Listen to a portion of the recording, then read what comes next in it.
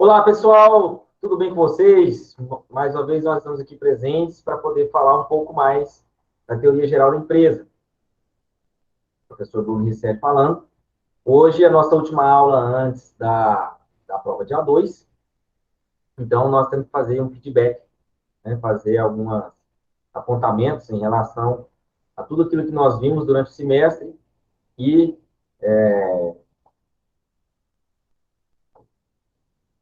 vendo novamente as atividades, tá legal? Onde que nós vamos, né, com base nas atividades que nós fizemos, extrair aí algumas questões que serão importantíssimas para a nossa prova. Tá legal? Beleza? Todo mundo aí pronto para a gente poder começar? Vamos lá. Bom, se vocês verificarem, lá no grupo, daquele que eu criei, existe a atividade continuada, que foi a primeira que nós fizemos após a A1, que é uma questão de múltipla escolha, dia 27 de outubro, salvo me engano. São 5 questões, múltiplas escolhas e uma questão dissertativa, tá? Vamos verificar? Olha só, eu vou fazer aqui uma primeira atividade avaliativa de A2, né? Então tá aí, no grupo, para ficar mais fácil para vocês clicarem, né, no índice aí de M5. Tá legal? Então verifiquem aí, esperar um pouquinho para vocês poderem localizar. Professor, é a do dia 27 de outubro, né? Isso. Achei. 27 de outubro.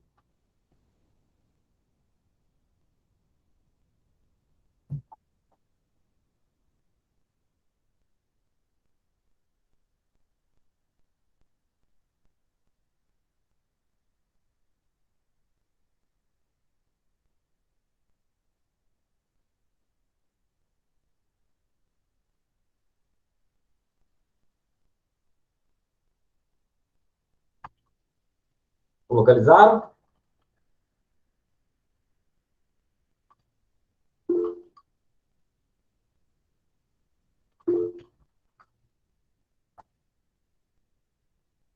Beleza, vamos lá.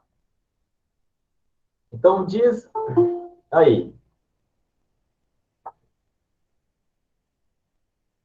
Quanto ao nome empresarial, é correto afirmar. E aí tem 5 alternativas. Ok? Quanto ao nome empresarial, é correto afirmar. Nós temos o nome do sócio que vier a falecer, for excluído ou se retirar, pode sempre ser conservado na firma social? Não, não é sempre, tá? Depende muito do enquadramento empresarial. Então, se for uma sociedade limitada, provavelmente não vai permanecer. Mas se for uma sociedade, né, anônima, um SA, existe uma grande possibilidade, porque é isso que está regulamentado dentro do Código Civil. Tá? Então, vocês, na hora da prova, vocês têm que ter em mãos, né, em acesso rápido, o Código Civil. Principalmente quando a gente for falar da parte, né, do artigo 986, né? Pode verificar aí a partir do artigo 981 e seguintes. Tá legal? E aí você vai começar a falar sobre a sociedade personificada, a sociedade não personificada e assim por diante. Tá? E aí vai falar sobre as características das sociedades. Bom, então, essa questão, né, de ser o nome do sócio sempre ser conservado, né, não é viável. Okay? Porque depende do enquadramento empresarial. Tá? Depende do enquadramento empresarial. Muito bem. Outra alternativa, afirmativa. É vedada a alienação do nome empresarial. Olha, nós estudamos essa questão da alienação do nome empresarial, lembra? Nós vimos isso? Então, principalmente, né, em se tratando sobre o que fala essa questão da alienação, nós vimos, né, a partir do artigo 981, vou aceitar aqui, que eu não sei quem é.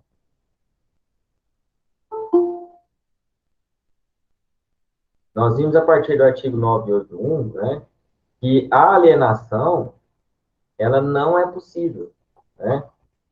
A alienação, ela não é possível, tá? Então, se você vai ver lá do estabelecimento, a partir do artigo 1142, vai dispor sobre a questão do estabelecimento, o que é o estabelecimento, que nós vimos lá na matéria de A1, né?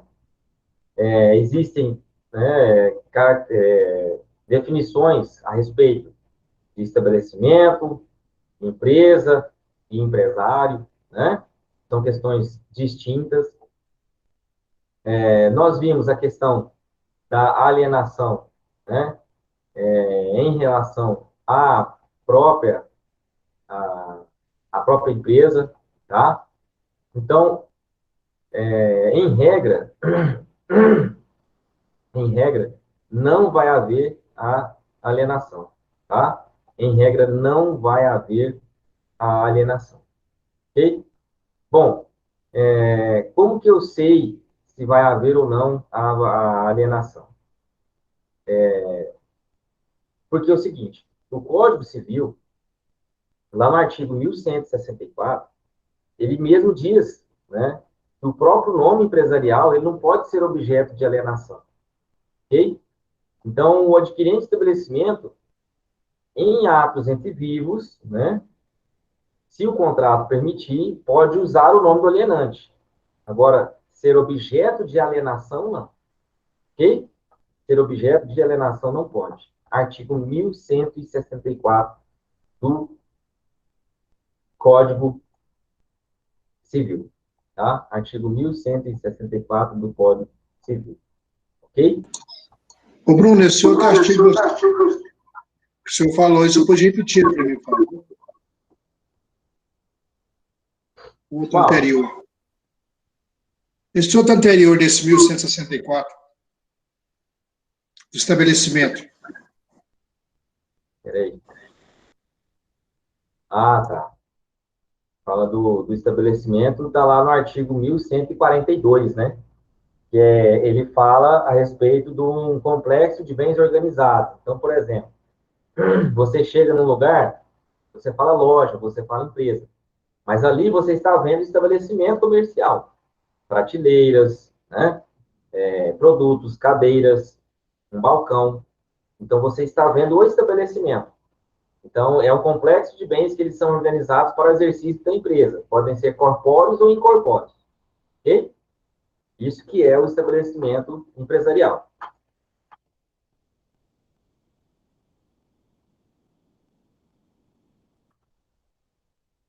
Beleza? Muito bem. Continuando aqui na questão, né? Alternativa B. A inscrição do empresariado ou dos atos constitutivos das pessoas jurídicas ou as respectivas averbações no registro próprio asseguram o uso privativo do nome exclusivamente nos limites do respectivo município. E aí, pessoal? Será que isso é verdade? Hã? Será que essa questão é verdade? Essa inscrição do empresário dentro do limite do município, é verdade isso? Bom, não é verdade, tá? Isso não é verdade. Por que que não é verdade? Bom, essa inscrição do empresário, tá? Ou do ato constitutivo da pessoa jurídica, eles não asseguram privativamente o nome exclusivo. Por quê? Porque isso tem que ser feito no registro de patentes, né? Tem que ser feito no registro de patentes, e não propriamente na junta comercial, ok? E não propriamente na junta comercial, tá? Por isso que não é a resposta correta, tá? Beleza? Tranquilo? Vamos lá. Esta é incorreta, e lá no artigo 1166, a gente vai verificar por quê, tá? Do Código Civil, tá legal? O artigo 1166 vai trazer a resposta, e não é no âmbito municipal, tá? Esse teria que ser uma questão da patente. Um outro ponto que a gente tem que mencionar a respeito dessa afirmativa é que, em se tratando de uma junta comercial, a junta comercial ela tem âmbito estadual, tá? Então, a junta comercial do estado de Goiás, a junta comercial do estado de São Paulo. Então, por esse motivo, fala-se a nível estadual e não a nível municipal, ok? Então, esse é um outro ponto que tem que ser colocado em relação a essa afirmativa, por que ela não está correta, tá? A C, o nome do empresário deve distinguir-se de qualquer outro já inscrito no mesmo registro. Se o empresário tiver nome idêntico ao de outros já inscritos, deverá acrescentar designação que outro distinga. E isso é verdade. O nome do empresário ele tem que ser diferente. A assinatura, o sobrenome, o último nome, né? Isso é o que está lá no artigo 1163 do Código Civil. Então, se já existiu um nome parecido ou idêntico, é necessário fazer a distinção para que não fique igual, né? Senão, sob pena de depois haver aí uma dificuldade muito grande de identificar a pessoa para se fazer uma alteração, às vezes até uma cobrança, tá legal? Então, essa é a alternativa correta, tá? O nome de empresário deve distinguir-se de qualquer outro já inscrito no mesmo registro, ok? Nós vimos que o nome empresarial não pode ser objeto de alienação, né? É incorreta a alternativa dele. E a alternativa E, né, vai falar o adquirente de estabelecimento por ato entre vivos é legalmente impedido de usar o nome do alienante, ainda que precedido seu próprio com a qualificação do sucessor. No próprio artigo 1164 tem a resposta, né? E o adquirente de estabelecimento por ato entre vivos, ele pode, se o contrato permitir, né, usar o nome do alienante. Tá legal? Beleza? Então, essa alternativa aí, a gente encontra as respostas todas no artigo 1163 ao artigo 1166. Beleza? Vamos lá. Continuando aí.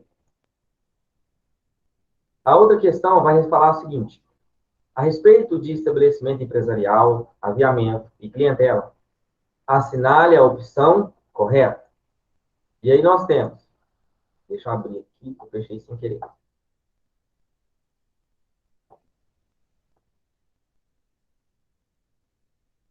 O estabelecimento empresarial corresponde a um complexo de bens corpóreos organizados ao exercício de determinada empresa? E aí, pessoal, o que vocês acham? Corpóreos e incorpóreos. Lembra que eu acabei de falar, respondendo à pergunta do João? Ok? Então, vamos lá, continuando aqui. O estabelecimento empresarial não é suscetível de avaliação econômica e, por sequência, não pode ser alienado? Olha, não é bem assim, tá? Ele é suscetível, sim, de avaliação econômica, ok? Inclusive, pode sofrer penhora, como o Código de Processo Civil já trouxe na ordem de penhoras, tá? No seu artigo que vai falar sobre a questão das penhoras. Deixa eu localizar ele aqui. CPC de 2015.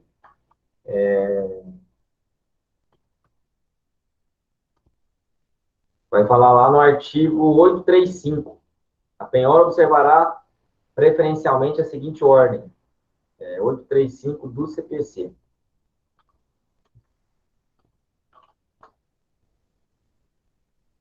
Aí vem dinheiro, espécie, né? Dinheiro em espécie ou depósito da aplicação em instituição financeira, títulos da dívida pública, títulos e valores imobiliários, veículos de via terrestre, bens móveis, semoventes, navios e aeronaves, ações e cotas de sociedades simples empresárias, percentual do faturamento da empresa devedora, pedras e metais preciosos, direitos adquiridos derivados de compra e venda de alienação fiduciária e garantia, e outros direitos. Então, dentro dessa perspectiva, a gente verifica que até o próprio Código de Processo Civil, em análise extensiva, traz a possibilidade, tá, de existir, sim, né, uma penhora, então significa que há expressão de valor, né? Ok? Beleza?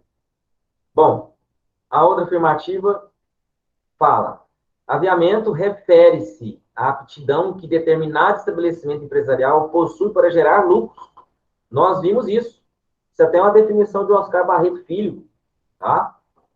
Ele fala sobre que esse aviamento consiste num resultado, num conjunto, né, de variados fatores pessoais, materiais, imateriais, que conferem ao estabelecimento, né, trazer essa aptidão, né, de produzir lucro. Ok? Então, a alternativa correta é a alternativa C. Ok? C de casa, tá? C de casa. Beleza? Nós vimos também já no nosso material, tá? Vimos a questão do aviamento também. Ok? Vamos lá, continuando aqui.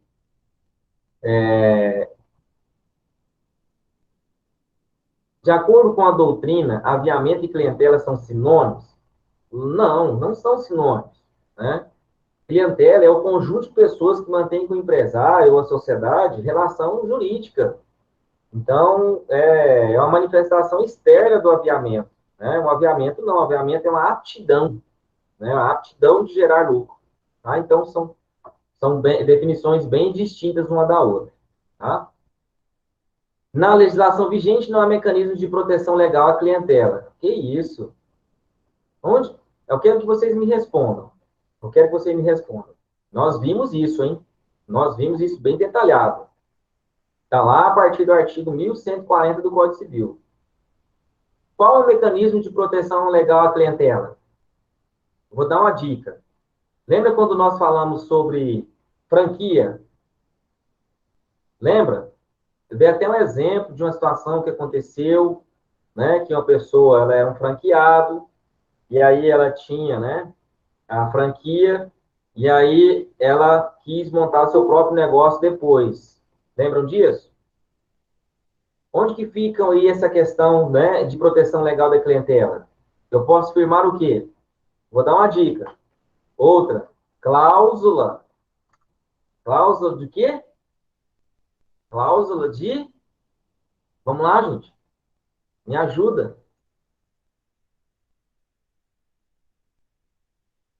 Cláusula de... Alguém? Ninguém. Cláusula de não concorrência. Cláusula de não concorrência. Proteção do cliente, pô. Ué, e lógico de você, né? Você vai vender um estabelecimento, né? Você vai abrir uma franquia. A franqueadora, ela vai obrigatoriamente ter essa cláusula de não concorrência, né, do prazo aí máximo de 5 anos, para que você não venha a fazer o quê? Não venha a trabalhar com a clientela, né, da franquia e monte seu negócio de forma oculta, né, com um sócio oculto, o que, claro, gera crime, né, gera perdas e danos, lucros cessantes na área civil, série de situações que acontecem. Inclusive, aconteceu com um cliente meu nessa situação, tá? Isso está lá onde? Artigo 1147, né, do Código Civil. Beleza? Tudo bem? Daí, então, a gente fecha, né, essa outra questão, tá? Então, há sim proteção legal, está no artigo 1147 do Código Civil. Bom, a outra questão. De acordo né, com o Código Civil, considera-se nome empresarial a firma ou denominação adotada para o exercício de empresa. Dessa forma, a sociedade em conta de participação pode ter firma ou denominação? Sociedade em conta de participação, pode ou não? Vamos lá no artigo 1162. Abre aí. Artigo 1162. O que vai falar? A sociedade em conta de participação não pode ter firma ou denominação. Por que a sociedade em conta de participação não pode ter firma ou denominação? Lembram dessa sociedade aqui? Essa sociedade é aquela sociedade, tá? Que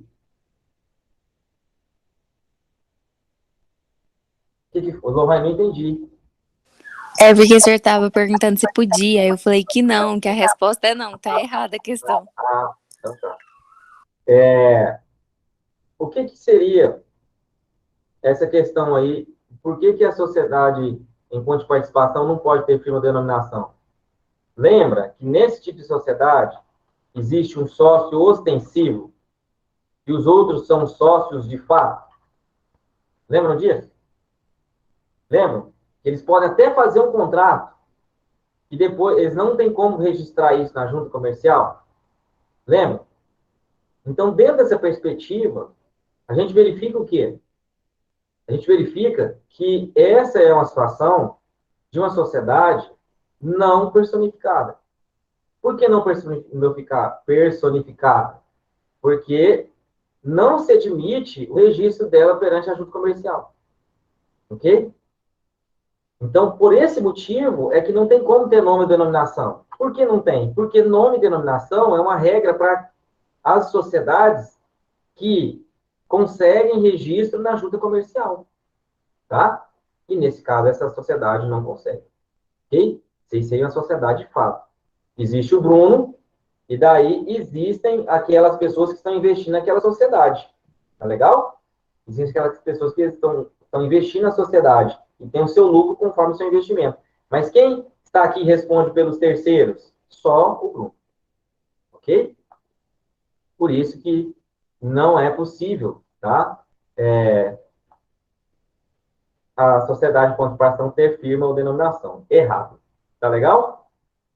Artigo 1162. Beleza? Vamos lá. Em relação à escrituração empresarial, é correto afirmar: A. O juiz ou tribunal que conhecer de medida cautelar ou de ação deve somente, se requerido pelo autor da demanda, ordenar que os livros de qualquer das partes ou de ambas sejam examinados na presença do empresário ou da sociedade empresária, a que pertencerem ou de pessoas por essas nomeadas, para deles se extrair o que interessar a questão. Lembra quando nós falamos sobre essa situação dos livros? Lembram disso? Essa questão dos livros, tá? Não é bem assim, ok? Não é bem assim. Por que não é bem assim? Bom, o juiz, ele só vai poder autorizar a exibição integral dos livros, tá? Quando isso for necessário para resolver alguma questão relativa à sucessão, comunhão ou sociedade de administração, né? Ou em caso de falência. Lembram disso? Lembra que eu falei? Eu lembro que eu falei sobre isso. Eu lembro que eu falei. Então, essa é uma situação que o juiz, ele não está apto, tá, a fazer trazer esse tipo de liberdade para dentro do processo. Ok? Ele não está apto a isso. Tá legal? Beleza? Então, dentro dessa perspectiva, a gente já responde a questão. Né? A A está errada, ok? A está errada, porque o juiz, ele somente, se for requerido pelo autor da demanda, ordenar que esses livros, né, eles possam ser examinados, ok? Por uma medida cautelar, por exemplo, ou numa ação específica, tá? E ele não pode agir de ofício fazendo isso. Então, lá no artigo 1191, do Código Civil, nós vamos verificar que essa situação, ela não é possível, tá? E daí a gente já verificando o artigo correspondente, a gente vai matar a questão. Beleza? Vamos lá. Artigo 1191 do Código Civil. O juiz só poderá autorizar a exibição integral dos livros e papéis de escrituração, quando necessária para resolver questões relativas à sucessão, comunhão ou sociedade, administração ou gestão à conta de outrem, ou em caso de falência. Parágrafo 1º. O juiz ou tribunal, conhecer de medida cautelar ou de ação, pode, a requerimento ou de ofício, ordenar que os livros de qualquer das partes, ou de ambas, sejam examinados na presença do empresário, ou da sociedade empresária a que pertencer, ou de pessoas por essas nomeadas, para deles se extrair o que interessar a questão. Então, dentro dessa perspectiva, não é o juiz agindo de ofício, tá? O juiz não é agindo de ofício, mas, na verdade, ele sendo provocado. Beleza?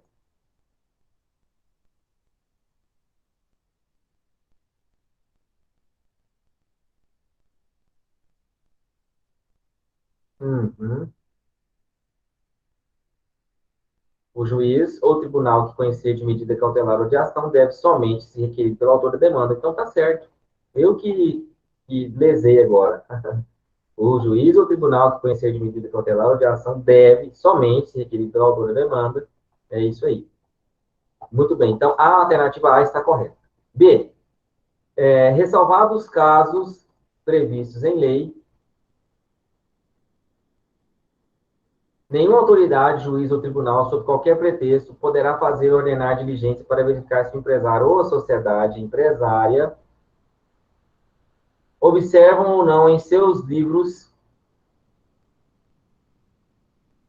e fichas as formalidades prescritas em lei. Essas restrições ao exame da escrituração em parte ou por inteiro aplicam igualmente às autoridades fazendárias, no exercício da fiscalização do pagamento de imposto. De jeito nenhum. Aí é que ele pode ter acesso, tá?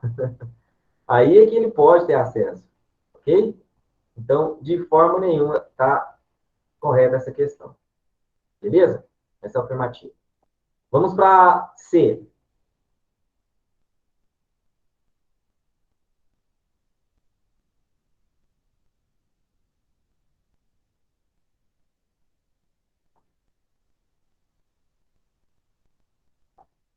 Vamos para C, para C, para C. Vamos lá. Eu estava só confirmando uma questão aqui, pessoal, porque eu acabei me confundindo com a afirmativa A, porque na afirmativa A fala assim: o juiz ou tribunal que conhecer de medida cautelar ou de ação deve somente se requerir pelo autor da demanda. É aí que está o pega, tá? Eu acabei me confundindo. O artigo 1191 fala que o juiz ele só poderá autorizar a exibição integral dos livros e papéis da escrituração quando necessário para resolver essas questões relativas à sucessão, sociedade, administração, gestão a conta de outrem em caso de falência. Ok? Ô, professor, O parágrafo primeiro, ele vai falar que tanto a requerimento da parte como de ofício. Me perdoe. O parágrafo primeiro do artigo 1191 fala a requerimento da parte ou o juiz de ofício fazer isso. Tá? Por isso que essa afirmativa está errada. Tá bom? Diga, Lorraine. então a resposta da número 4 é a letra C. Só que Letra no C. meu tá falando assim, ó. O juiz só poderá autorizar a exibição integral dos livros e papéis de escritura quando necessária para resolver questões relativas à sucessão, comunhão ou sociedade, administração ou gestão à conta de outrem. No meu tá mencionando essa comunhão, o senhor não mencionou, tá certo? Ah, tá. A comunhão, mencionei, tá lá no artigo 1191. Ah, então eu que não prestei atenção, desculpa.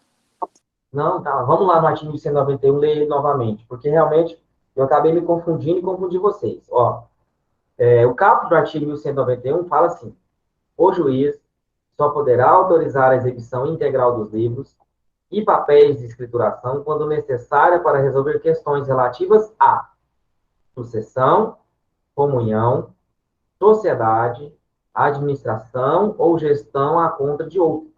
Ou, em último caso, em caso de falência. Ok? Ah, Então, tá. Agora entendi. por esse motivo que a afirmativa A ela está errada, né? E a afirmativa C está certa. A afirmativa A, a análise do artigo 1191, em parágrafo 1º, a gente vai entender que tanto de ofício como a requerimento da parte pode haver, né, a vista, né, dos livros que pertencem aí a essas sociedades. Tá beleza? Então, a alternativa C é a alternativa correta que nós temos aí, com base no caput do artigo 1191 do Código Civil. A alternativa D de dado vai falar o seguinte: a escrituração será feita em idioma e moeda corrente nacionais em forma contábil, por ordem cronológica de dia, mês e ano, sem intervalos em branco, nem entre linhas, borrões, rasuras, emendas ou transporte para as margens. É defesa, ou seja, é proibido o uso de código de números ou de abreviaturas em qualquer hipótese. Não. Nós não temos a limitar, não temos a SA, então não é proibido o uso de código de números e abreviaturas em qualquer hipótese. Tá? Depende do tipo de sociedade que a gente está falando. Então, se for uma sociedade limitada, obrigatoriamente é necessário que esteja lá no final o quê? LTDA, limitada, para expressar, né, a obrigação, a responsabilidade limitada. Ok? Então, é fácil. Afirmativa C, salvo disposição especial de lei, os livros obrigatórios, e se for o caso, as fichas, antes de postos em uso, devem ser autenticados no Registro Público de Empresas Mercantis. Autenticação parcial, ainda que o empresário ou sociedade empresária não estejam inscritos regularmente? Que isso? Não tem como atropelar os atos, tá? Não tem como atropelar, ok? Primeiro o registro do empresário, primeiro o registro da sociedade empresária, para depois falar em livros, ok? Por isso essa afirmativa ela está incorreta. Beleza, pessoal? Vamos lá. Continuando aqui. Para estabelecer e registrar uma sociedade não personificada, em que investidores participem diretamente da divisão. Olha só. Sociedade não personificada. Primeiro ponto. Investidores participem diretamente da divisão de seus frutos, na qual seja assegurado o sigilo em relação às pessoas dos sócios, o interessado deverá constituir que tipo de sociedade? Eu acabei de falar sobre esse tipo de sociedade. Em conta de participação. Em conta de participação. É isso aí. Vai existir uma proteção, porque no raciocínio, lógico, que está envolvendo dinheiro, está envolvendo investimento, deve existir um contrato, né? Mas esse contrato ele não vai poder ser levado a registro, porque esse é o tipo de sociedade não personificada, tá? Existe a figura de um sócio ostensivo e existe aqueles sócios ali que estão fazendo parte, os sócios ocultos, e estão investindo, né, naquela determinada atividade empresarial, que seja compra e venda, que seja prestação de serviço, etc. Beleza? Pergunta boa, hein? Essa perguntinha é uma pergunta muito boa. Vamos lá. Questão dissertativa. Marina é dona de um laboratório especializado em exames patológicos, que realiza pedido de médicos e hospitais. Fábio é agricultor, com atividade voltada à montagem de cestas de legumes e verduras orgânicas, a serem vendidas em feiras e supermercados. Quanto a essas atividades, ou seja, de Marina e de Fábio, responda de forma justificada e fundamentada. Nesse caso aqui, era para vocês poderem, né, trazer a resposta de que forma? Da forma de que essas pessoas, quando a gente viu essa aula, era para verificar se era necessário eles, né, pela atividade deles, eles terem que constituir uma sociedade, ou se não era necessário que eles constituíssem uma sociedade. Né? Lembram disso? Então, dentro dessa perspectiva, a Marina, né, no caso, sociedade ou um empresário individual, né? A Marina, como ela sendo dona de um laboratório e ela precisa, né, realizar esse serviço, a Marina, ela vai se enquadrar como o quê? Como uma empresária individual, né? Lembram disso? Empresário individual, tá? Empresário individual. Agora, já em relação ao Fábio, né? Em relação ao Fábio, não há essa necessidade dele ter que se enquadrar como empresário. Por quê? Porque não há obrigação de que o Fábio, necessariamente, por exercer uma atividade rural, ele precisa registrar na junta comercial. Ele não precisa, tá? A lei lhe dá essa liberdade para que ele possa exercer a sua atividade e a lei que vai reger a atividade do Fábio vai ser em relação à lei que enquadra o próprio produtor rural, né, sobre atividades agrícolas. Tá legal? Então, dentro dessa perspectiva, o próprio Fábio não tem necessidade de fazer esse registro, tá? Não tem necessidade de fazer esse registro, ok? Ele vai participar lá da Lei 8171 de 91, que é a lei que dispõe sobre a política agrícola, tá? Já... Professor, Oi. eu tinha baseado essa resposta no artigo 966 do Código Civil, que falava que a Mariana, no caso, ela exercia profissão de natureza científica e o Fábio de atividade econômica organizada. Então tá errado. Não, não está errado. Tá? Aqui a questão dentro da perspectiva que a gente verificou aqui para a Marina, né? Ela tem um laboratório especializado em exames patológicos, né? Eu entendi a sua afirmação. Na perspectiva da Marina, ela ter que construir uma sociedade não, o seu laboratório, né? Ele ser especializado e ali estiverem várias outras pessoas que tenham mesmo a prestação de serviço que a Marina, então, dentro dessa perspectiva, obrigatoriamente a gente tem uma sociedade em relação à prestação de serviço, como acontece, por exemplo, com os médicos, né? Os médicos também têm essa mesma perspectiva. Um médico isolado, ele necessariamente ele não precisa, né, ter o seu registro como empresário. Mas um médico, né, em sociedade com outros médicos, não em parceria, aluguéis de salas, por exemplo, dentro de um lugar. Isso não é sociedade, né? Mas se eles tiverem, né, cotas, participação nos lucros e nas perdas, aí dentro dessa perspectiva, há a obrigatoriedade de se constituir uma empresa. É a mesma situação da Marina. A Marina trabalhando com um laboratório especializado, sendo atividade, né, científica, ela não vai ter obrigação de ter que fazer o registro. É o que o parágrafo único do artigo 966 fala.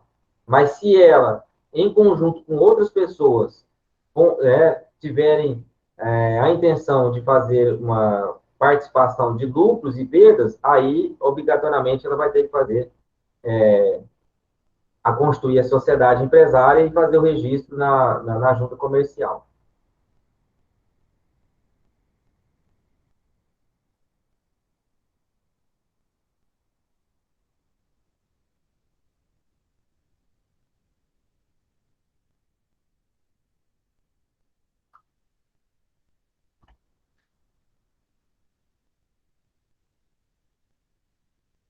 Da mesma forma, o produtor rural, quando ele exerce uma atividade rural, lá no artigo 971, ele vai dizer que quando existe uma atividade rural, né, e essa atividade rural é a principal profissão da pessoa, ele pode, a lei não fala que ele deve, né, ele pode requerer o registro como empresário. Não significa que ele deve. Então, como ele não tem a necessidade, a obrigatoriedade de ter que fazer o registro, não necessariamente ele precisa ser considerado um empresário rural, tá? Isso vai depender muito da sua atividade, do faturamento bruto que ele tem, né, de como que ele dispõe dessa verba. É uma série de situações para que realmente seja analisado por um contador, por uma assessoria jurídica, se ele vai, né, se enquadrar como empresário, fazer requerimento, ou se ele não vai. Tá legal? Beleza?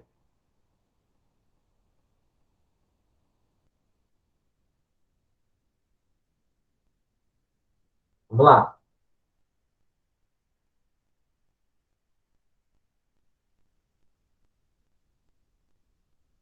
Nós temos depois, né, uma descrição da situação problema. Vou fazer aqui para vocês. Descrição de situação problema. Pense que dois profissionais liberais, advogados, têm a intenção de constituir uma sociedade de advogados para o exercício dessa atividade. Pretendem constituir uma sociedade com personalidade jurídica, pois assim, podem constituir para essa sociedade um patrimônio que irá responder por suas obrigações. Diante dessa situação, como você avalia a referida, né, situação dos advogados? A atividade de profissionais liberais como advogados pode ser exercida por uma sociedade como personalidade jurídica? Justifique e fundamente a sua resposta. Bom, dentro dessa estrutura, né, vai de encontro com aquilo que nós acabamos de falar, né? Por quê? Porque a atividade, né, do profissional liberal, quando ele exerce, por exemplo, a sua profissão como intelectual, não há a obrigação dele ter que ser empresário, né? Então, empresário individual ou empresário individual de responsabilidade limitada, uma EIRE. Na verdade, seria uma obrigação na qual vai trazer uma certa burocracia para a instituição, principalmente da atividade que é exercida pelo autônomo, né? Então, dentro dessa perspectiva, o próprio artigo 966, parágrafo único, ele se encarrega em dispor sobre essa consideração, tá? De que não há a obrigação de que haja o registro, né, como empresário, e numa outra vertente, né, falando sobre o exemplo a respeito do profissional liberal, né, do advogado, vai existir o que aí? Vai existir uma atividade jurídica, né?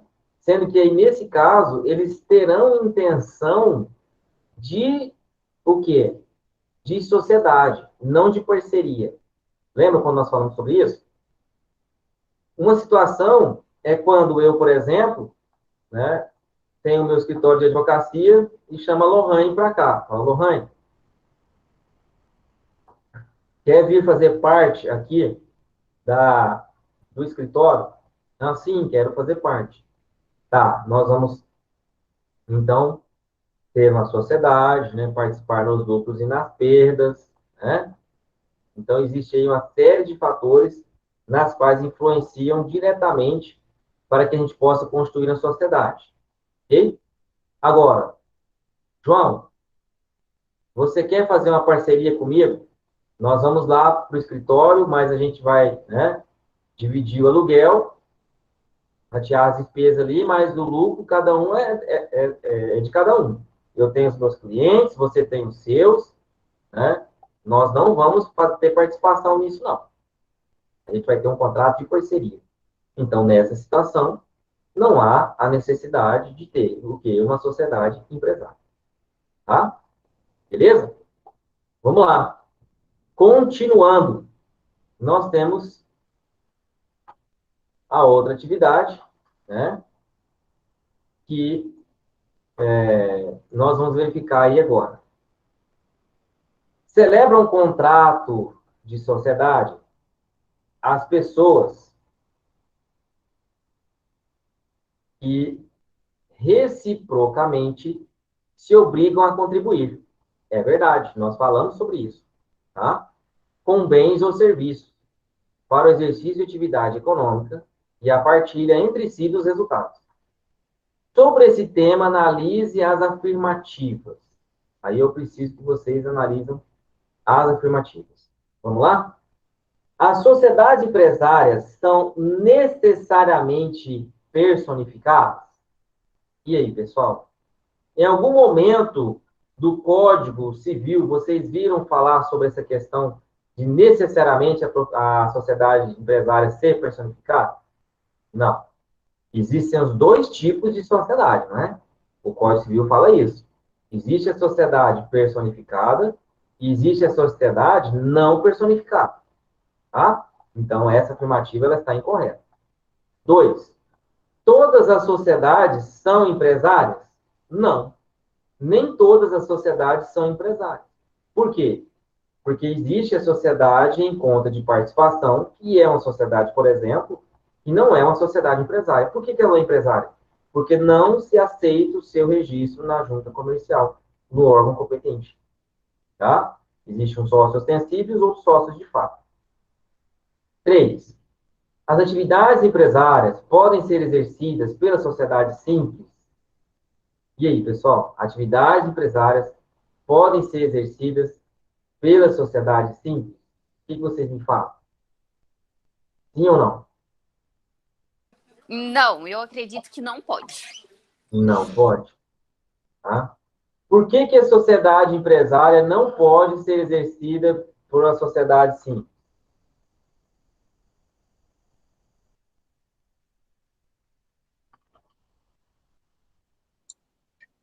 Vamos lá. Vamos exercitar o cérebro aí. Por quê, pessoal? Porque ela é sociedade limitada?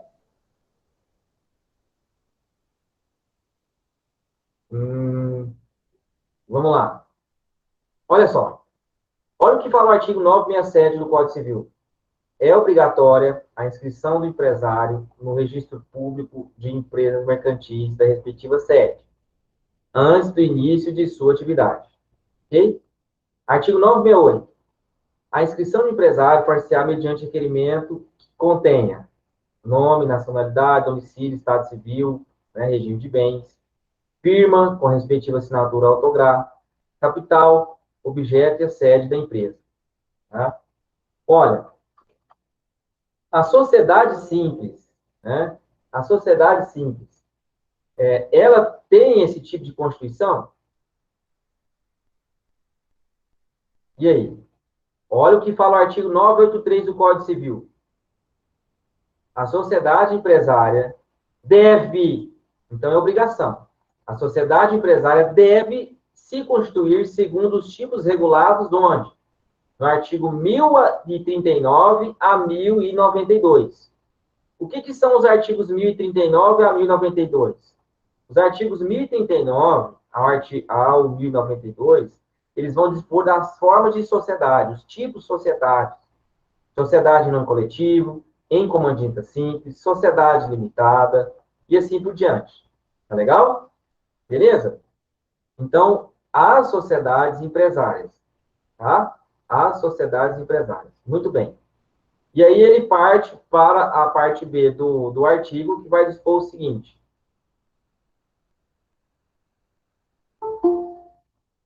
Ponto e vírgula. A sociedade simples, tá? Ela pode constituir-se em conformidade com um desses tipos, e não fazendo, subordina-se às normas que lhe são próprias. Parágrafo 1.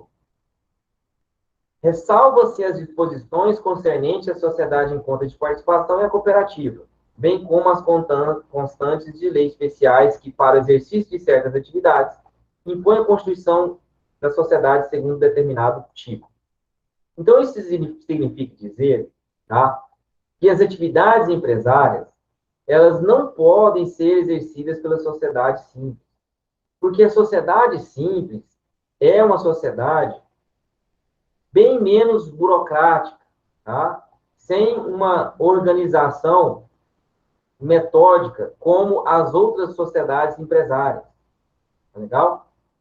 Então, dentro dessa perspectiva, a gente verifica aí que essa sociedade simples, tá, em regra, é uma sociedade não personificada. Ok? é uma sociedade não personificada. Em regra, as sociedades simples são sociedades não personificadas, como, por exemplo, a sociedade em comum. Está lá no artigo 986 do Código Civil. Tá? Então, esse é um tipo de sociedade. Tá? Olha só o que vai falar o artigo 997 do Código Civil. 997 do Código Civil. Vamos lá? Vai dispor sobre a sociedade simples.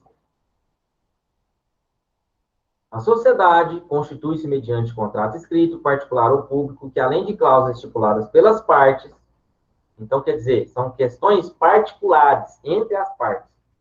Nome, nacionalidade, estado civil, denominação, capital da sociedade, cota de sócios, pessoas naturais, participação dos sócios, e os sócios, se os sócios respondem ou não subsidiariamente pelas obrigações sociais. Tá? Parágrafo único. É ineficaz em relação a terceiros qualquer pacto separado contrário ao disposto do instrumento do contrato. Né? Então, dentro dessa perspectiva, tá, a sociedade comum não se faz registro na junta comercial. Não se faz registro na junta comercial. Se faz registro onde? Se faz registro no cadastro de registro civil das pessoas jurídicas no local da sua sede. Tá? Então, dentro dessa perspectiva, não vai haver uma atividade empresária. Ok? Não há consideração como atividade empresária.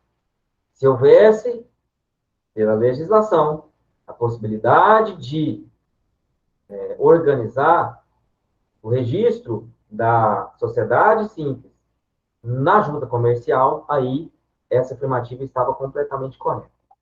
Beleza? Então, afirmativas 1, 2 e 3, elas estão incorretas. Ok?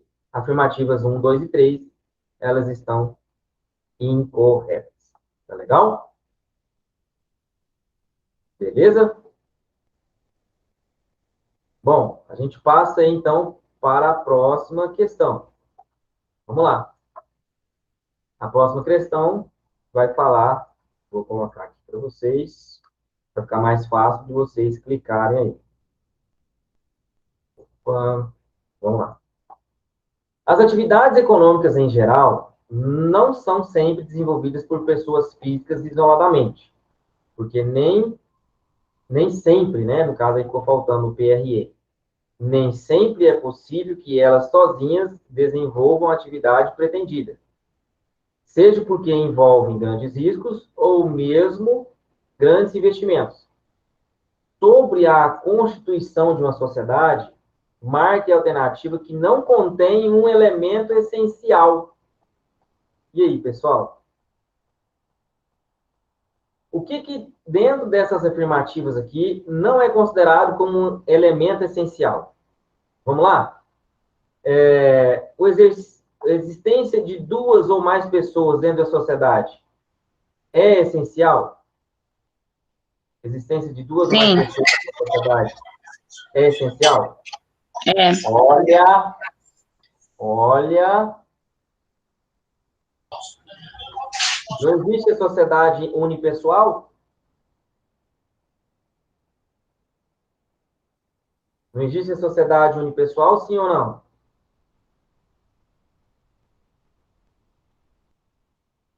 Hã? Não é a Irene?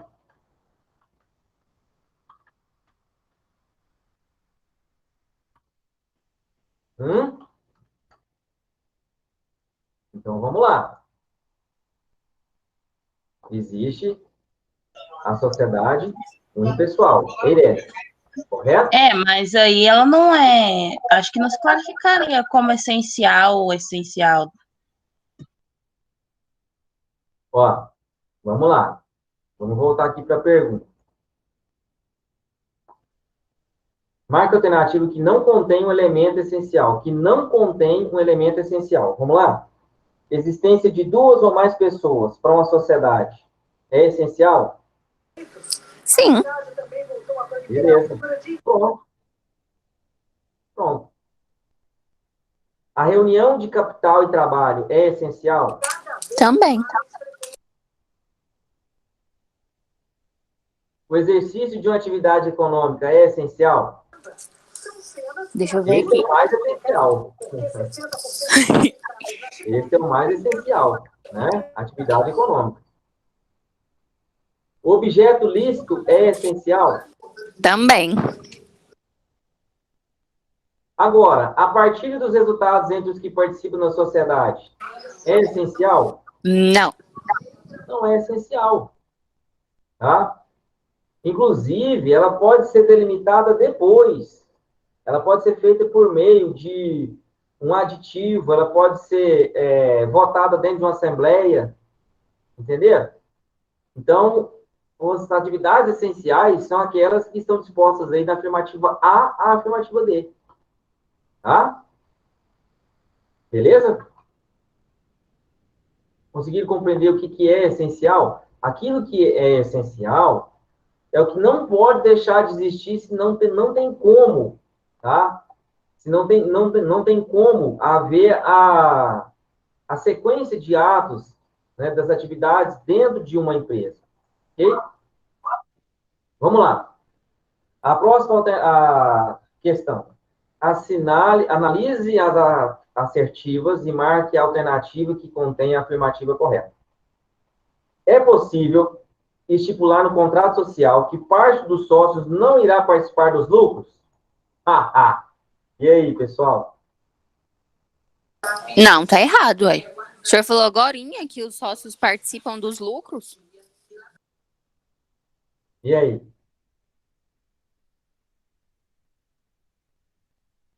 Os sócios participam dos lucros e das perdas. A regra é essa, não é? Eu e você vamos montar uma sociedade de advocacia, os sócios participam do lucro e das perdas, não é isso? Sim. Beleza. Essa é a regra. Mas será que não existe exceção em algum tipo societário? Eu acredito que não. Existe o que você disse agora mesmo, se convidar, você me convida. Mas só, você só vai ajudar simplesmente naquilo que você tem seus clientes e eu vou ter os meus. Nós vamos. Não também? Não, isso aí é parceria. A parceria. Não. Então, mas no caso, vai ser só tipo um aluguel de sala para ele. Não é parceria. Parceria. Foge da sociedade. Ah, tá. Gente, foge porque seria parceria, não um contrato, não é isso? Isso, né? Não uma sociedade.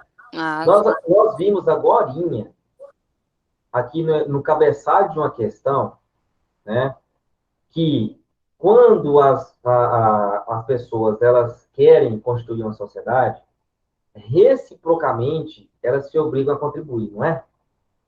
Seja com bens ou seja com serviços. E isso é para uma atividade econômica, correto? E o quê? A pessoa vai trabalhar para ela não ter um lucro lá no final? Claro que não. Então, não é possível estipular no contrato social que parte dos sócios não irá participar dos lucros. O cara, ele vai ter todo o seu trabalho, ele está ali de forma corporativa, ele está contribuindo. E é lógico que ele visa lucro. Ele não vai visar outra coisa, senão era outro tipo de sociedade. Era uma entidade autárquica, era uma entidade fundacional, né? Sem fins lucrativos. Tá legal? Então, incorreta essa afirmativa. O affectio societatis é o traço mais específico de uma sociedade? Pode sim. ser compreendido como a vontade de atingir um fim comum. Aham. É a intenção de se unir esforços e recursos para a obtenção de resultados comuns? Sim. Lembra que eu até dei o exemplo a respeito da minha participação na sociedade, e aí eu não tinha mais o desejo de estar em conjunto, trabalhando daquela forma. Então, ou seja, o affectio societatis em relação a mim, como sócio daquela sociedade, ele deixou de existir, correto? Então, por isso, esse traço é um traço específico dessa sociedade. 3. Para a constituição de uma sociedade, é imprescindível a existência de 2 sócios, não havendo exceções no ordenamento jurídico? Falso. Falso. tá? Nesse caso, nós temos aí a sociedade unipessoal, sociedade Eireli, que está regulamentada dentro do Código Civil, ok? Então, nesse caso, seria só a afirmativa B de bola, beleza? Não, professor, é a 1 e a 3 que tá errada. É isso. Ah, é A porque B, desculpa, hoje o cérebro está falhando, viu? As alternativas 1 e 3 estão incorretas. Letra E de escola, tá? 1 e 3 estão incorretas. É que eu li aqui e embaralhei a vista. Tranquilo. Essas duas que estão incorretas, tá bom? Vamos continuar aí. Tá tudo bem? Tá tudo tranquilo? Tá dentro daquilo que vocês haviam falado, né? Vocês tinham feito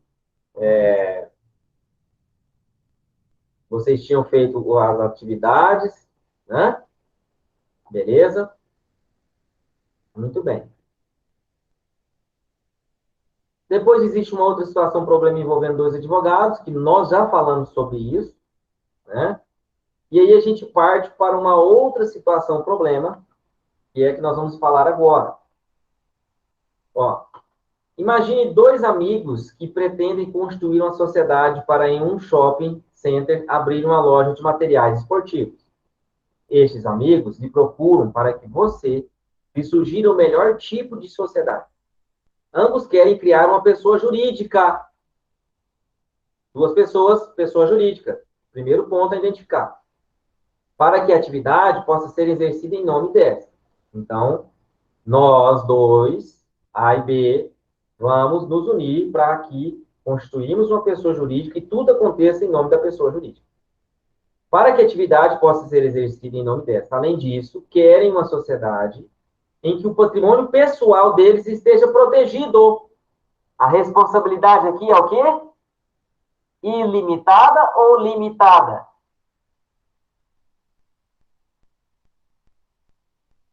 Quando eu quero que o patrimônio do sócio seja protegido. É sociedade o quê? Limitada. Artigo 1052 do Código Civil. Tá? Ou seja, uma sociedade em que o patrimônio pessoal dos sócios não possa vir a responder por uma dívida da sociedade, mesmo que essa sociedade não possua mais patrimônio para honrar as obrigações com seus credores. Como último pedido, eles querem que o sócio não possa vender suas ações a um terceiro sem o consentimento do sócio que permanecerá. Diante dessa situação, qual a sociedade mais indicada? Sociedade limitada, com observação dentro do contrato social, em que, em caso de venda de ações para um terceiro, é necessário a anuência, né, do sócio que vai continuar integrando a sociedade empresária. Beleza? Tudo bem? professor, que dia que foi essa atividade? Eu não consegui achar ela aqui. Essa foi dia 5 de novembro. Tá? Dia 5 de novembro. Vamos lá. Continuando aqui, a gente tem no dia 10. Que dia, Bruno, que foi essa aí que você está falando? Dia 5. Ah, tá. Falou, obrigado, viu? Beleza? Vamos lá, continuando. Mandei aí para vocês aí a próxima, uma remissão, um índice aí, né? Uma forma de você clicar e chegar na atividade que eu enviei no grupo. A respeito da sociedade limitada, que é o tipo societário mais utilizado no Brasil, assinale as asserções a seguir. Nesse tipo societário, a sociedade tem limitação de sua responsabilidade. Sim ou não? Sim. Respondendo apenas com os bens que compõem o capital social e não com seu patrimônio? Olha, se existe patrimônio da empresa, o patrimônio da empresa também responde. O patrimônio da empresa também responde. Tá? Afirmativa 2.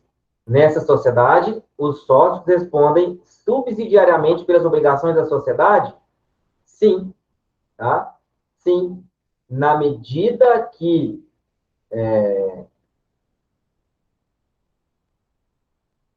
na medida da sua cota parte. Agora, subsidiariamente, olha só, a constituição dessa sociedade, né, ela é uma sociedade limitada, onde que aqui o sócio, ele não vai ter responsabilidade nenhuma em relação à sociedade, ou seja, aquilo que é seu, né, não vai comunicar com o que seja patrimônio da sociedade. Então, essa situação dele responder subsidiário seria apenas na hipótese de haver uma desconsideração da pessoa jurídica, tá? Se haver uma questão de fraude, né, ou de investigação criminal, aí é uma situação dessa, mas, assim, dentro da letra de lei, não. Ok? Afirmativa 3. A responsabilidade de cada sócio é restrita ao valor de suas cotas. Beleza. Mas todos respondem solidariamente para a integralização do capital social justamente. Sobre o capital social, eles respondem sim. Tá? Então, a afirmativa aí é a 3, a verdadeira. Beleza? Tranquilo? Vamos lá. Continuando aqui. Imagine uma sociedade que não são sócios, em que são sócios A, B e C, nos termos do seu contrato social. O capital é de 100 mil reais. Desse valor, o sócio A subscreveu 25 mil, mas integralizou apenas 15. Ou seja, ele falou, né, dentro do contrato, olha, a minha participação é 25, mas ele só integralizou 15. O sócio B subscreveu 25, mas integralizou só 10. O sócio C subscreveu e integralizou 50. Então, o que está correto aí, 100%, é o sócio C. Suponha que um credor tentou cobrar dessa sociedade uma dívida no valor de 200 mil. De quem esse credor pode cobrar? E aí, pessoal? Bom, eu Vamos não lá. sei. Quer que eu responda? Vai, Eu claro. não sei se está certa. Eu coloquei assim: o credor poderá atingir o patrimônio de qualquer dos 3 sócios até o limite de 25 mil reais, de acordo com o artigo 1061 do Código Civil.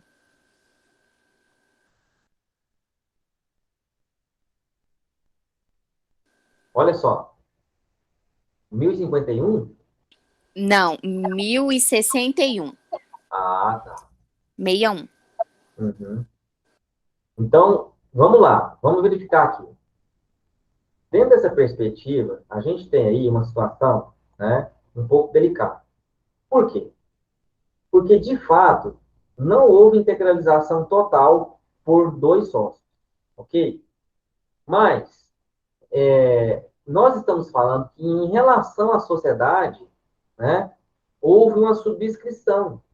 Ou seja, eu tenho uma responsabilidade perante a sociedade com a minha cota, por mais que eu não tenha integralizado.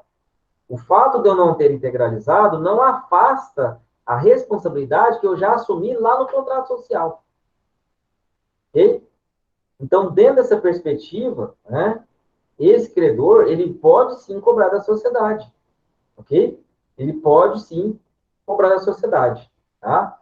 Agora, a questão é, em relação ao capital social, a responsabilidade, ela é solidária. Nós não estamos falando a respeito de patrimônio, nós estamos falando de capital social, ok? Nós estamos falando de capital social, tá?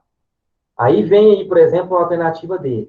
O credor apenas pode acionar os sócios A e B, já que o sócio C subscreveu e integralizou sua parte? Não, de forma nenhuma, tá? De forma nenhuma. O credor poderá atingir o patrimônio de qualquer dos 3 sócios até o limite de 25 reais, 25 mil? Também não. Até porque um tem uma subscrição de 50 mil. Ok? O credor poderá cobrar imediatamente de todos os sócios o valor total da dívida? Sim, ele pode cobrar. Tá? Por que ele pode cobrar? Porque não houve integralização total e nós estamos falando de capital social. Ok? Capital social. Tá legal? Vamos lá na sociedade, sociedade limitada? Vamos lá na legislação. Esse 1061, o René vai falar sobre designação de administração do sócio, tá? E aí vai depender da aprovação de unanimidade dos sócios da designação, né? Enquanto o capital não estiver integralizado, 2/3, no mínimo, após a integralização em relação à designação de administradores, tá?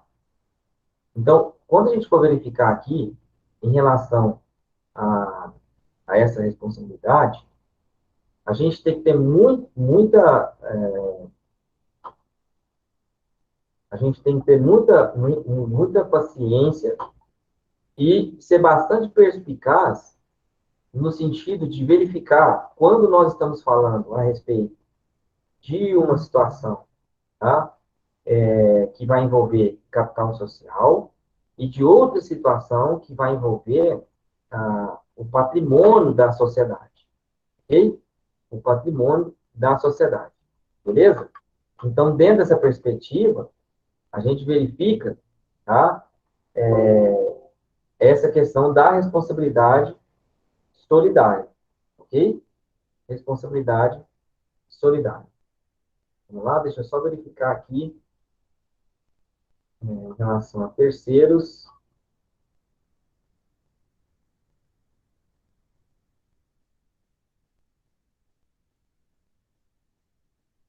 Vamos lá, sociedade simples.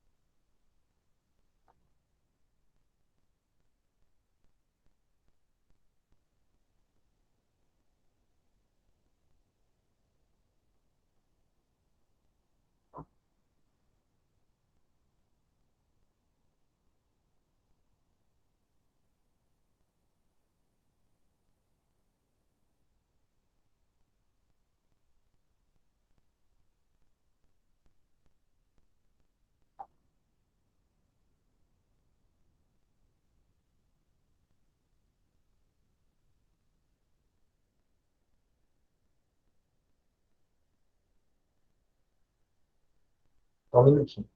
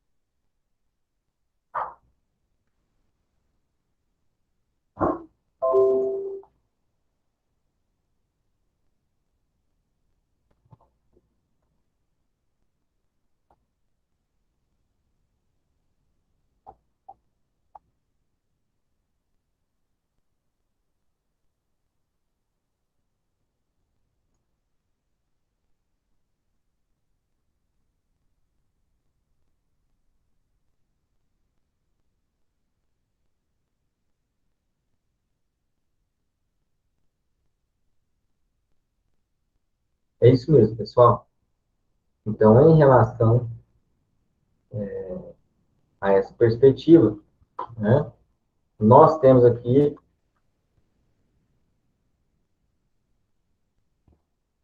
a situação em sociedade limitada na perspectiva da integralização sobre o capital, tá? Então, eles têm uma responsabilidade pela integralização do capital, ok? Eles, não é diferente de patrimônio, é diferente em relação quando a pessoa ela vai, né, trazer a sua casa, o outro vai entrar com prestação de serviço, é totalmente diferente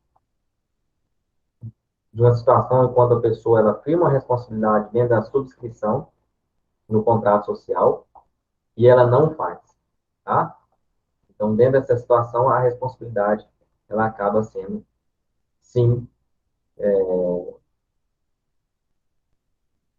solidária. Beleza? Tranquilo? Vamos lá, a outra questão. Sabe-se que o capital social possui duas funções. A primeira é possibilitar à sociedade o exercício de atividade econômica. Ok. A outra é servir de garantia dos credores, ou seja, caso a sociedade não venha adquirir sua obrigação espontaneamente, o credor pode expropriar seus bens.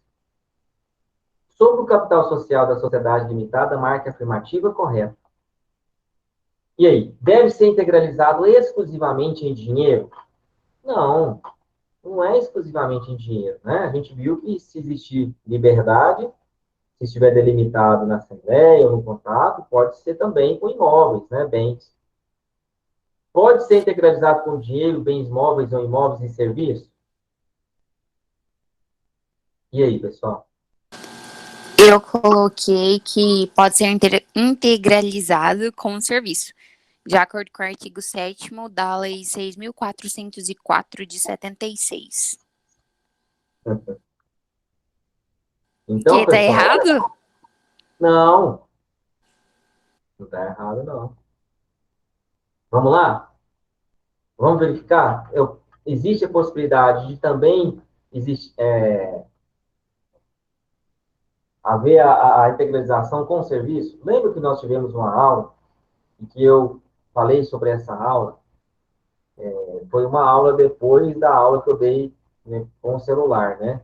Eu fiz uma live com o celular. Dentro dessa aula eu falei, né, sobre a Lei 6404, tá? Então, essa Lei 6404, ela vai falar sobre a questão de dispor sobre a sociedade, né? Olha só, em regra, não há a possibilidade, em regra, não há a possibilidade de que todas as sociedades elas possam integralizar o capital social com o serviço, tá? Em se tratando de sociedade limitada, é necessário que haja a observação por escrito que o sócio ele vai integralizar com o serviço, tá? Aqui a Lei 6.404/76, ela vai falar sobre, especificamente, das sociedades por ações. Então, é uma lei específica para falar sobre o tipo societário. Não é uma lei que fala sobre todos os tipos societários. Bom? Então, muito cuidado na hora de responder as questões, tá? Então, por analisar que, né, existindo a possibilidade de haver, né, escrito no contrato social, com a deliberação, né, de todos os sócios, existe a possibilidade sim.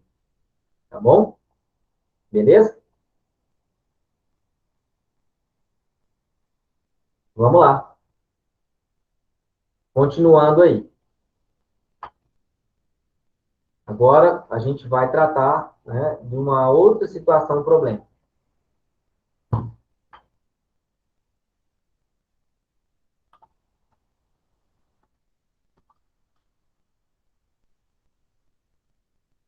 Do dia 13 de novembro, tá?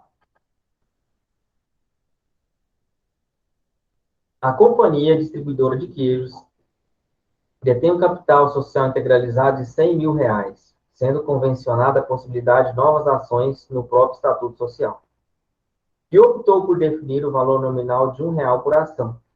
Inicialmente, foram emitidas 100.000 ações. Logo, seu patrimônio líquido corresponde a R$ 100.000. É possível haver a emissão de novas ações? Lembram que o João, a Lohane e um outro acadêmico falou a respeito, né, da possibilidade? Sim, Aham.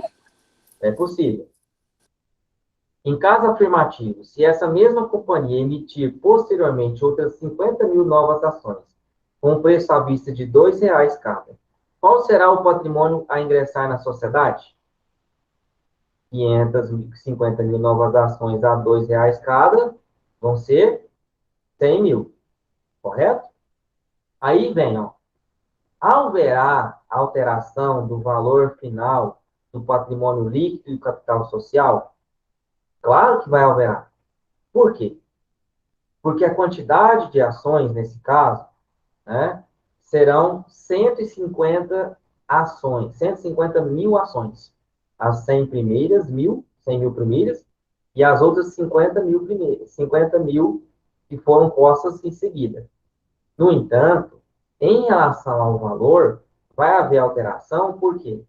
Porque houve uma aprovação da segunda remessa de ações com um valor de 2 mil, o que faz com que as ações anteriores se equiparem ao valor das ações novas.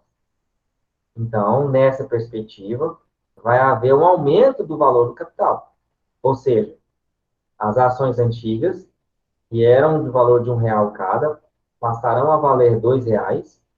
Então, temos somado 200 mil, com 50 mil das novas ações, valendo R$ 2 cada, que vai totalizar 100 mil. Ou seja, 200 mil reais das novas das ações antigas, por valorização, e 100 mil reais das novas ações. Ok? Então, nós temos aí um aumento, né, para 300 mil o valor do capital. Ok? Beleza? Vamos lá. Continuando aqui. Nós temos aqui outras três atividades, né, que nós precisamos ver. Leia as afirmativas seguintes. As sociedades anônimas contrariam a finalidade do capitalismo, representando, por vezes, entrave ao crescimento econômico? Não, claro que não. É a forma mais fácil não é? A forma mais fácil menos burocrática de você poder trazer uma alternativa de construção de uma, né, de uma sociedade, onde que vai haver ali um acréscimo exponencial, né, do crescimento dessa atividade em relação à capital. Por exemplo, eu posso, o Bruno, entrar aqui no Bolsa de Valores e fazer uma operação. Tá? Considerando as fases da evolução da sociedade anônima, podemos afirmar que atualmente subsiste apenas a da liberdade plena? E aí, pessoal? Considerando as fases da evolução da sociedade anônima, podemos afirmar que atualmente subsiste apenas a da liberdade plena? Olha, não é bem assim, tá? A sociedade plena é uma das características dessa questão da sociedade, né? Da sociedade por ações, ok? Então, não significa dizer que é só em relação à questão de ser, né, especificamente a sociedade plena, a liberdade plena, tá? Ela é dotada com outras características, tá? Pela, né, facilidade do crescimento exponencial econômico, tá? Essa sociedade anônima, né? Ela tem um capital, né, que é um capital que pode ser facilmente integralizado, tá? Então, dentro dessa perspectiva, nós temos aí uma série de outras características, beleza? 3. A sociedade anônima é um exemplo típico de sociedade de capitais? Olha, não é bem assim, né? Essa questão da sociedade anônima é um exemplo típico da sociedade de capitais, implica dizer o seguinte: sociedade de capitais, tá? É uma situação na qual nós vamos analisar que, estritamente, né, estritamente, uma pessoa, ela está visando simplesmente o lucro, tá? Simplesmente o lucro. Não existe aqui uma consideração de contribuição. Mas, em contrapartida, Pablo Coelho, tá? Ele afirma que, né, posicionamento majoritário, que essa sociedade anônima, pela sua perspectiva, da sua criação, da sua finalidade, ela não tem, ela dispõe de forma muito fácil de uma constituição de capital. Ou que haja um aumento, ou que haja redução desse capital, de forma bem liberal, vamos dizer assim, dentro do Estado Democrático de Direito.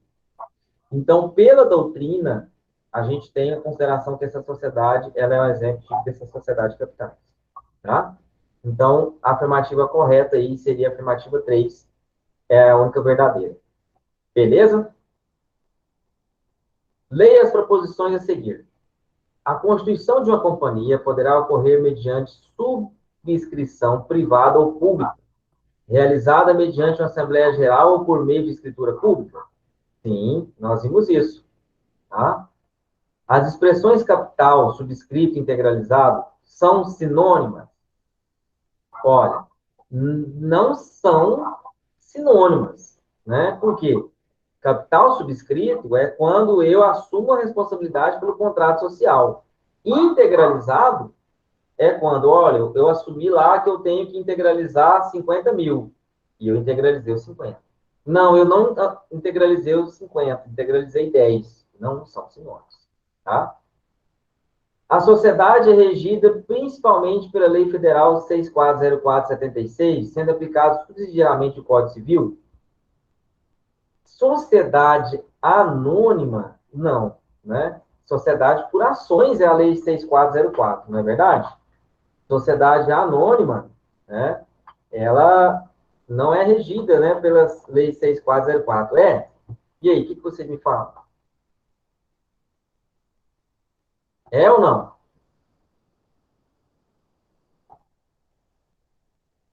Vamos ver o que fala lá o artigo 1º da lei 6404? Olha lá. A companhia ou sociedade anônima terá o capital dividido em ações, tá?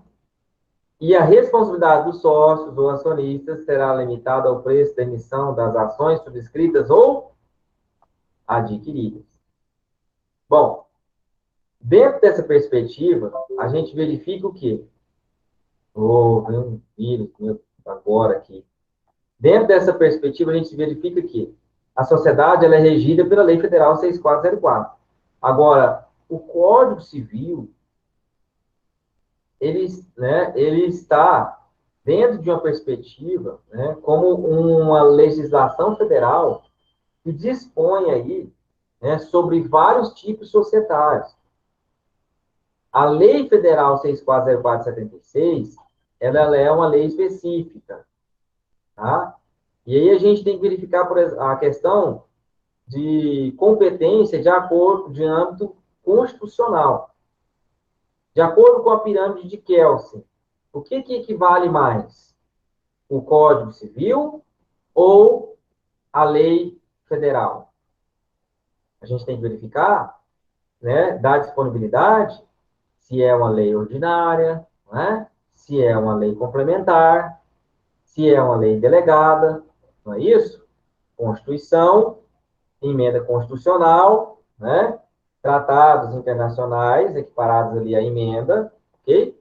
Depois, o que vem? Como é que funciona o estabelecimento da pirâmide de Kelsen? Vamos lá? Como é que ela funciona? Vocês lembram de estudar sobre essa pirâmide de Kelsen?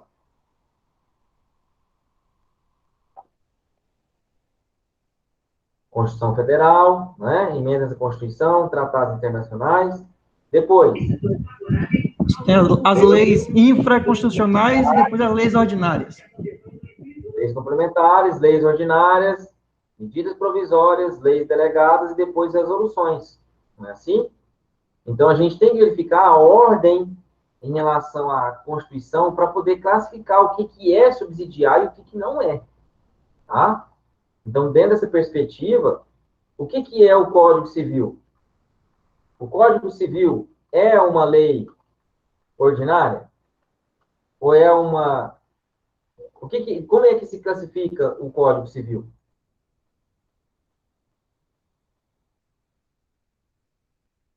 E aí, pessoal? Código Civil e Código de Processo Civil e outros, eles têm natureza o quê? Ordinária, né? Lei Federal ordinária, beleza? E a Lei 6404 de 76? Ela é ordinária ou ela é complementar? Ela também é lei ordinária, tá? Então, dentro dessa perspectiva, a gente vê um conflito aí.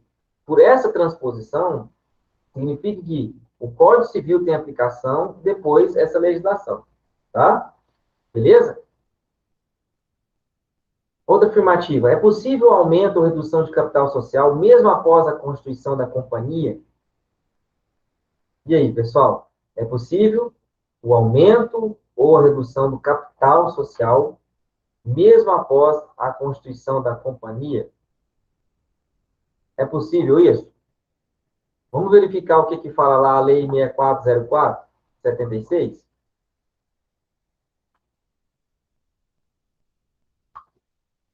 A partir do artigo 5º, né? Capital social. Ó, o capital social somente pode ser modificado com observância dos preceitos desta lei e do Estatuto Social, artigos 166 a 174. Então, vamos ver o que, que fala o artigo 166. O capital social pode ser aumentado por deliberação da Assembleia Geral Ordinária, né? Por conselho da administração, por conversão em ações, por deliberação, né, de forma extraordinária, ok? Então, implica dizer que é possível sim, né? Tanto o aumento como a sua redução, mesmo após a sua constituição. Beleza? Mesmo após a sua constituição. Legal? Vamos lá. Próxima questão 3, no caso aqui. Peraí, professor. Qual que ficou certa nessa 2? A questão 2 ficou certa. A constituição de uma companhia poderá ocorrer mediante subscrição privada ou pública. As expressões capital, subscrito e integralidade são sinônimas? Não são. Tá? A sociedade é regida principalmente pela Lei 6404/76, sendo aplicada subsidiariamente o Código Civil. É possível aumento ou redução de capital social mesmo após a constituição da companhia. Então, aqui ficou 3 e 4, né? 3 e 4, as afirmativas aqui, tá? São verdadeiras. Tá. Obrigada. Leia as asserções a seguir. A sociedade anônima decorre de recente criação legislativa. Será? O surgimento das sociedades anônimas remonta à Revolução Francesa. O Banco do Brasil pode ser considerado o primeiro exemplo da sociedade anônima existente no Brasil? E aí? Afirmativa 4. A subscrição de todas as ações da sociedade anônima pode ser realizada por apenas uma pessoa, uma fundadora, por exemplo? O que vocês me dizem? Essa é a questão mais complicada em relação à questão da sociedade anônima. Vamos lá? Fala aí para mim.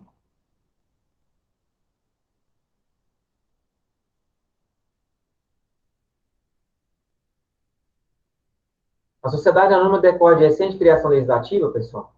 A lei é de 74. Então, falso. Né? O surgimento da sociedade anônima remonta à Revolução Francesa? Nada a ver.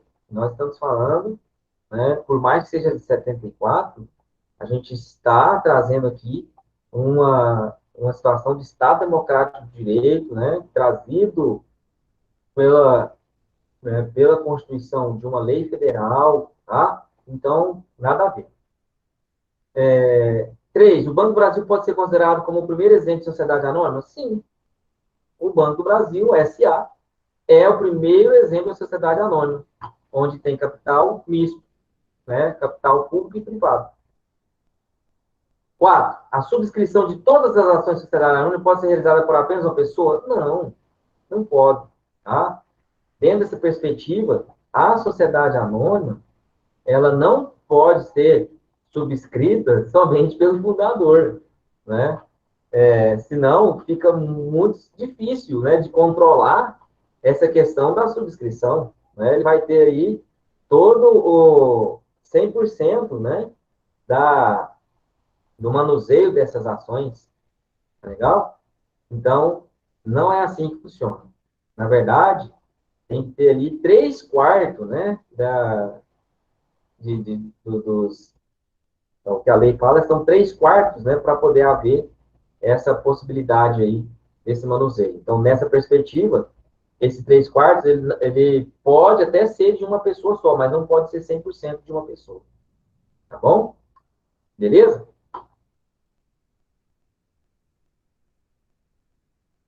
Pessoal, alguma dúvida? Alguma pergunta? Então, nessa aqui é somente a 3 que tá certa, né? Que é a do Banco do Somente a Brasil. tem que estar certo, Ok. tá? Como é que foi, pessoal? Eu deixei para a última aula, e daí a gente fazia tudo, e daí a gente tirava as dúvidas sobre tudo, né? Já serve como uma revisão para vocês em relação à nossa prova dia 2, semana que vem, tá? Então, já fica aí toda uma situação para que vocês possam ter aí uma revisão já com a resolução dos exercícios, né? Eu achei interessante que a gente fazia duas coisas de uma forma só, né? Ok? Tem alguma dúvida? Tem alguma pergunta? A prova vai valer 7, tá?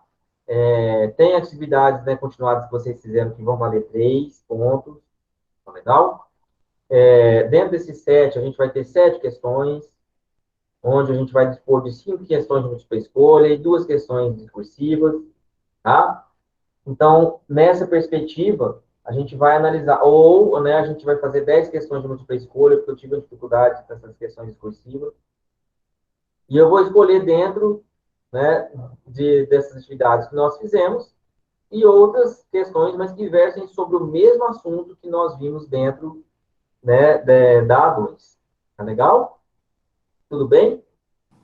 Tudo. Então, basicamente, a prova vai ser em cima dessas questões que o senhor corrigiu com a gente. Sim. Tá bom. Porque foram questões que vocês fizeram durante eu acredito, né? Durante tipo, o horário de aula, ou que fizeram, né, posteriormente, né, subsequente à aula, e que a matéria ela está latente. Então, fica mais fácil de vocês poderem lembrar, né, e de executar a questão, tá? Por isso que vai ser sobre essas questões e algumas outras questões que sejam sinônimas a essas, tá? Teriam o mesmo conteúdo. Tudo bem? Pessoal, então, se não tiver nenhuma dúvida, qualquer coisa vocês podem me chamar aqui, tá? A gente faz essa finalização, que é uma resolução das questões com a revisão para a prova, beleza? Eu vou deixar disponibilizado lá no AVA, tá? E a gente se vê, tá? Na A2. Tá legal? Tranquilo? Então, um grande abraço para vocês. Professor. Qualquer dúvida, eu estou aqui à disposição, tá? E a gente vai mantendo contato. Um grande abraço. Até mais.